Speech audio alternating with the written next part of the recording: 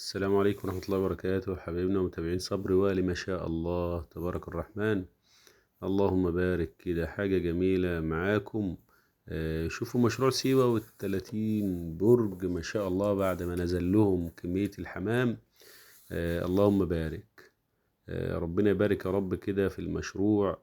والحمام يا جماعة، شوفوا الحمام وهو متأقلم في المناطق الصحراوية ازاي، وعايش ما شاء الله، ومتأقلم على الجو والحرارة والصحراء. بس احنا طبعا ما شاء الله، بصوا الحمام في المنطقة عامل ازاي. بس احنا طبعا في الحالات دي بنوفر له الحمام، بنوفر له الاكل. يعني بصوا ما شاء الله بيقف اهو.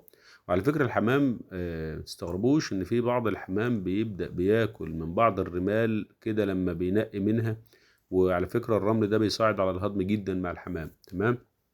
ما شاء الله اللهم بارك. كمية الحمام بتاعتنا في الأبراج جميلة خالص. والحمام بيسرح وبيحط بيجي على الأبراج وبيمشي مسافات بعيدة. على فكرة ممكن الحمام يمشي 7 8 كيلو وبيرجع تاني. وبيرجع تاني على البرج بتاعه. تمام. وعارف العين بتاعته بالتحديد، يعني متخيل يعرف العين بتاعته من مسافة من 30 برج. ما شاء الله. شايفين الحمامة؟ ربنا يبارك، اللهم بارك تبارك الرحمن.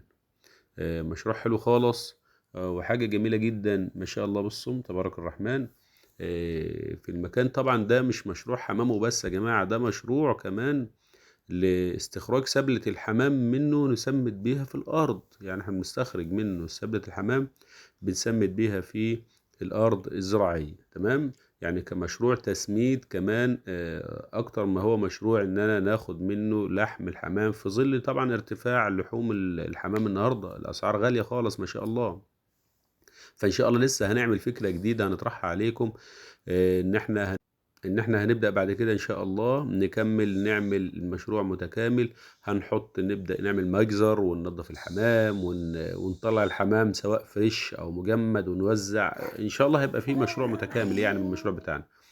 فما شاء الله ده مشروع مش للتسالي، مشروع اكل عيش، مشروع كويس. ارقام التواصل بتاعتنا 01000 73928، 03 1 858 012 74 71 65 99.